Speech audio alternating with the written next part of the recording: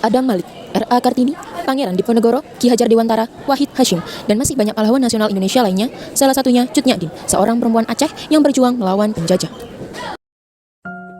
Pada masa kecilnya, Cut Nyak Dien adalah anak yang cantik dan cerdas. Ia memperoleh pendidikan agama dan rumah tangga.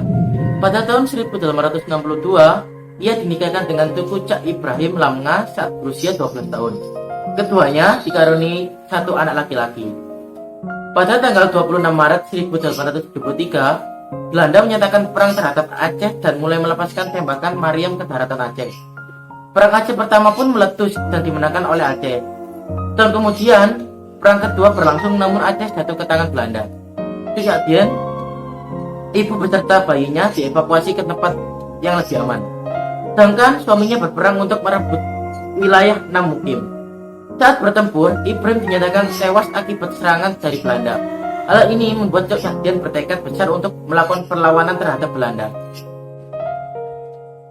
Nah, sekitar tahun 1878, Teuku Umar melamar Cut Nyak Dien namun ditolak. Berjarak 2 tahun, Cut Nyak Dien dilamar kembali oleh Teuku Umar dan menikah dengan syarat tetap boleh berperang melawan Belanda. Dari pernikahan tersebut, keduanya dikaruniai anak seorang perempuan bernama Cut Gamblang. Sesuai janjinya, Dien bersama Umar bertempur melawan Belanda. Sekitar tahun 1875, Umar mulai mendekati orang Belanda yang membuat hubungan keduanya makin dekat. Pada 30 September 1893, Umar dan 250 pasukan menyerahkan diri kepada Belanda. Belanda pun senang, kemudian diangkatlah Umar menjadi komandan, dan ia diberi gelar Teuku Umar Johan Pahlawan. Selama 12 tahun, Umar mempelajari taktik Belanda dan mengganti sebanyak mungkin orang Belanda di bawah kekuasaannya. Mengapa begitu? Karena pada 1895, Umar berkhianat kepada Belanda dan melakukan penyerangan di Aceh. Mengetahui hal tersebut, Belanda pun marah dan melancarkan besar-besaran untuk menangkap Dien dan Umar. Dien dan Umar terus menekan Belanda sehingga Belanda terus mengganti kepemimpinan. Satu unit dari Belanda memiliki sifat yang sangat kejam dan sangat sulit ditaklukkan. Hal ini membuat rakyat Aceh ketakutan dan dimanfaatkan oleh pemimpin Belanda untuk menyewa orang Aceh agar memata-matai keberadaan Umar dan Dien. Akhirnya, Umar gugur tertembak peluru. Cut Gamblang menangis dan ditampar oleh Dien dan berkata, "Sebagai perempuan Aceh, kita tidak boleh menumpahkan air mata pada orang yang sudah syahid." Akhirnya, Dien memimpin perlawanan Belanda dan terus bertempur hingga tahun 1901. Dien semakin tua, matanya mulai rabun, terkena penyakit encok dan pasukannya berkurang. Seorang anak buah Dien bernama Pang Laot melaporkan lokasi markas Dien terhadap Belanda. Ia melaporkannya karena rasa iba terhadap Dien, dan tentunya Dien terkejut akan serangan Belanda terhadap markasnya dan ia berusaha melawan dengan mengambil rencong. Namun aksi Dien berhasil ditangkap oleh Belanda.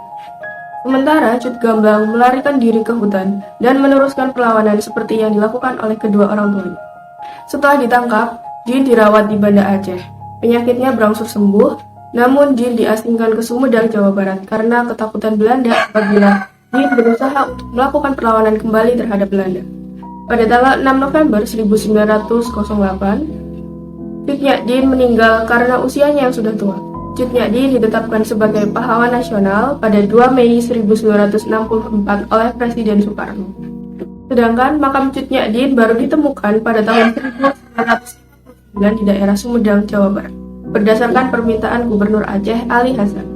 Pada batu nisan Cut Nyak Dien dituliskan riwayat hidupnya, tulisan bahasa Arab, surah At-Taubah, Al-Fajr, serta hikayat-hikayat cerita Aceh. Perjuangan Cut Nyak Dien dikenang dalam drama film epos berjudul Cut Nyak Dien pada tahun 1988.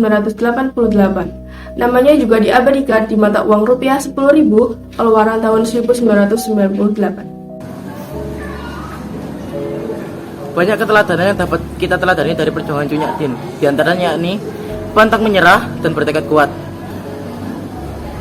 Nah, sikap pantang menyerah dan bertekad kuat menurut saya seperti mengejar cita-cita dengan cara lebih meningkatkan hal apa yang akan kita capai.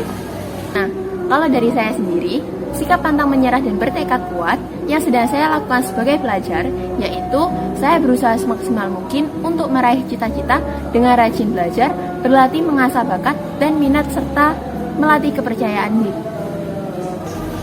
Dan untuk sikap yang kedua, yaitu sikap tidak larut dalam kesedihan.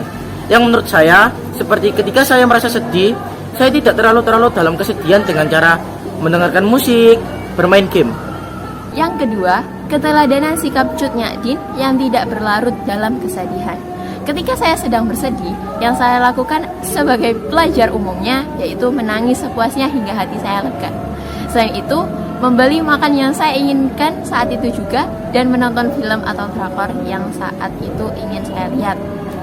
Tidak larut dalam kesedihan, menurut saya sikap ini tuh ketika kita bisa mengikhlaskan sesuatu yang buruk, dan akan lebih baik jika kita bisa kembali semangat dan memperbaiki kesalahan tersebut.